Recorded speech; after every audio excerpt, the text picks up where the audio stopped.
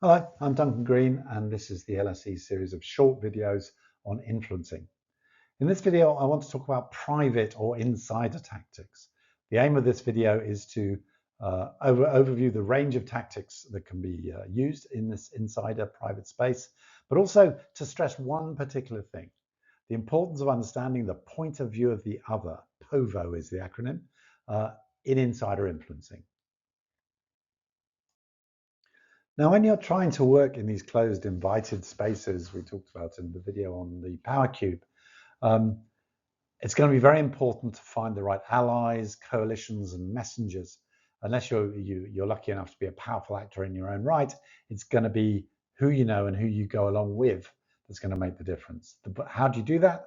It requires very good intel, deep curiosity and understanding of the system, a massive network of relationships and trust, constantly building those networks and that trust.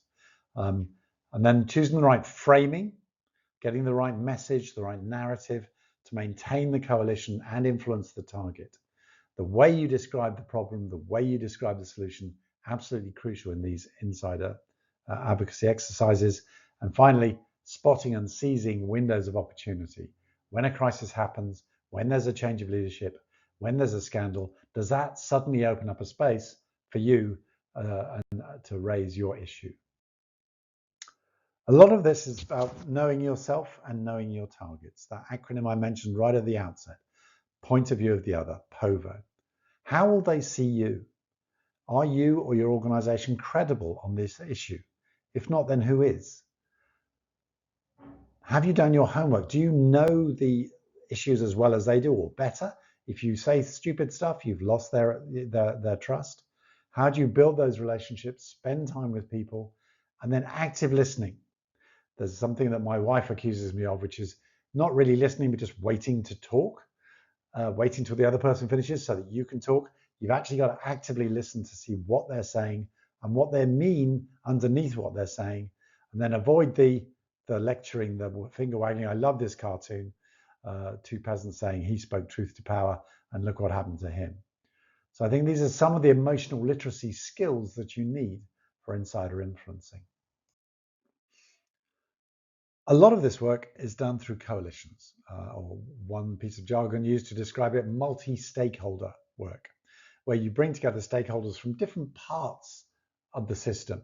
So I worked at something called the Ethical Trading Initiative. I was on the board there for many years, and they brought together NGOs like Oxfam and CAFOD, where I worked, the trade unions, and big companies, supermarkets and garment companies, to try and work on labor rights standards together. So they had a common problem and a common normative framework, which was we all believed in labor rights. But that was just the start. It was very difficult to work together. People had very different cultures. It took a while to build trust. The key skills in all this was empathy, likability, just making people like you, not behaving like an idiot, not doing the finger wagging thing.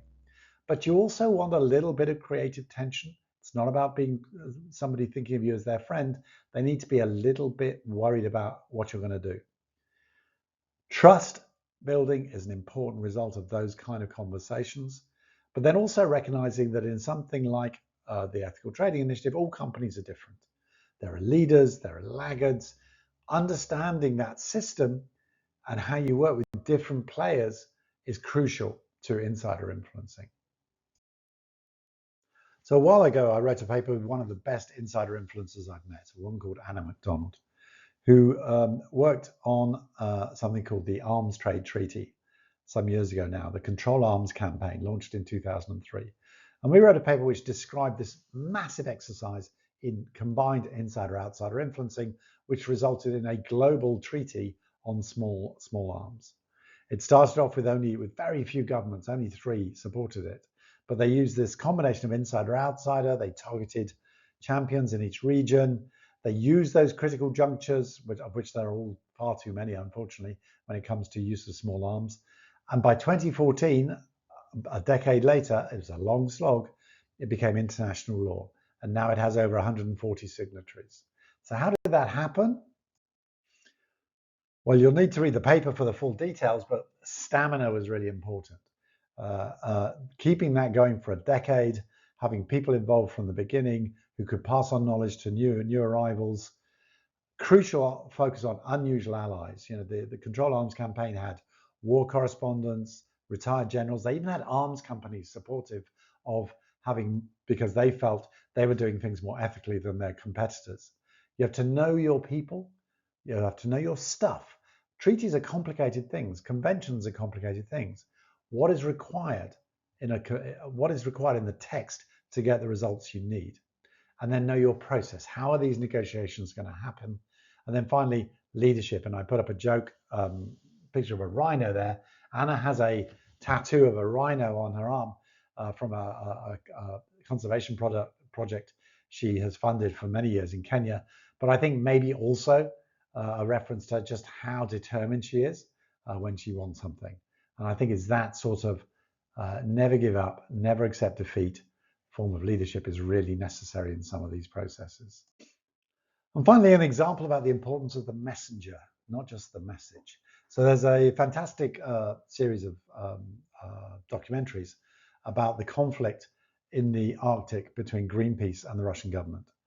And it's called On Thin Ice. There's a particular moment when Putin's government arrested, I think, 30 Greenpeace activists. They were in jail. They didn't know what to do. And they discovered that Vladimir Putin, is a Beatles fan. And they got Paul McCartney to write to him and say, Vladimir, please could you do something about this? I might even come and play in Moscow if you do. And that was a crucial part of getting those people out of jail. So if you want to, I can't think of a better example of the importance of finding the right messenger.